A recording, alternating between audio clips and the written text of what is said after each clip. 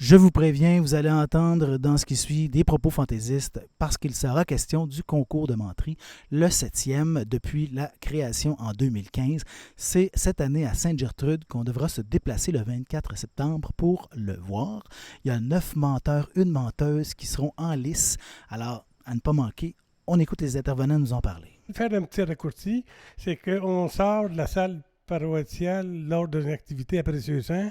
Raymond, il dit, moi, j'ai une activité à faire, ça serait concours de menterie, ça t'intéresse-tu? Oui, on part, puis on est parti avec ça. Donc, l'idée est venue de Raymond Cormier, président de Patrimoine Bécancour. Raymond, il a sorti ça parce que c'était dans son programme du 50e. Vous dites dans le privé que la cohorte 2023, c'est la meilleure de tous les temps. Je me suis fait rabrouer un peu, c'est que c'était l'une des meilleures.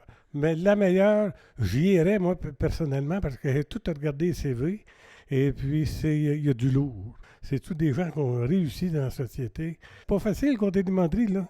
Ça fait que c'est de l'improvisation, ça prend une espèce de culture, d'imagination, puis être bien en juin quand tu comptes ça.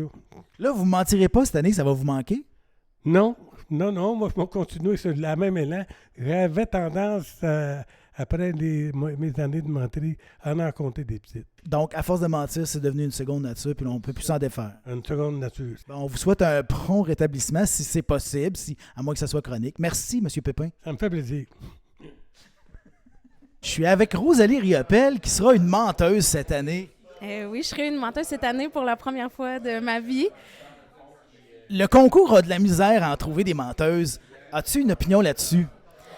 Ça reflète quand même dans notre société ce qui se passe là, quand on regarde la politique, tout ça. Mais de plus en plus, je pense que la porte s'ouvre. Là, fait qu'il faut battre la trail, comme on dit. Moi, il y a une femme avant moi qui a été gagnante. Lise Roux de Précieux-Sang. Fait que c'est une belle inspiration. Là. Je pense que c'est ça. Je suis plus jeune. Là, fait que je vais devoir peut-être jouer du coude avec les grands maîtres menteurs. Mais quand même, ça s'en vient, ça s'en vient. Est-ce qu'il y a des petits papillons? Est-ce qu'on est prête? Première question, papillon un peu, mais ça va bien, je suis quand même habituée. Prête, moyennement. Une menterie, c'est dur, hein? Ça évolue dans ma tête, ça évolue beaucoup. Des fois, je rebondis sur une autre idée, fait que ça mijote. Bonne chance! Merci, François! Alors, je suis avec le président d'honneur du concours des menteries, Maurice Richard, qui est aussi l'artiste derrière cette œuvre. Et M. Richard, vous n'êtes pas un menteur, vous allez venir parler de Pinocchio en tant que président d'honneur dans votre allocution. Oui, mais ça, c'était la condition. Parce que vous savez que j'ai passé une partie importante de ma vie comme homme public, comme politicien. Il me semble que ça ne cadrait pas tellement à dire président des menteries. Je me permettrai plutôt de raconter l'histoire de Pinocchio. C'est quand même une histoire comme un peu celle de Blanche-Neige. Et puis, c'est quand même quelque chose d'historique. Hein. C'est de l'Italie en 1883. Donc, la toile reflète ça. Et la valeur ajoutée, c'est que l'événement, là, c'est pour Patrimoine Bécancour.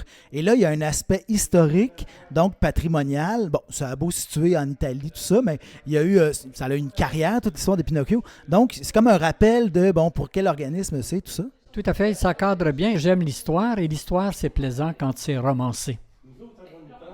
Tout à fait. Je suis avec Sylvie Lachance, Isabelle Meyran. Vous allez être les maîtresses de cérémonie pour le concours des menteries 2023. Vous recevez les gens dans votre village, dans votre église. Alors, comment on se sent?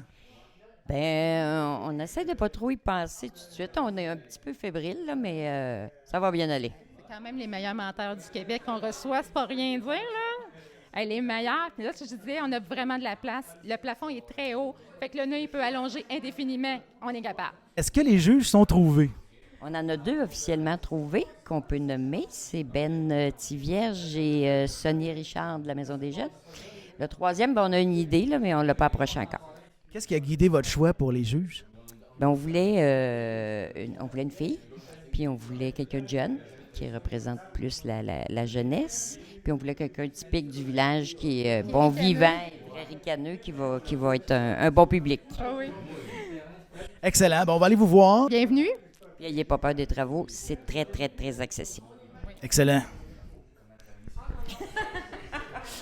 Yes.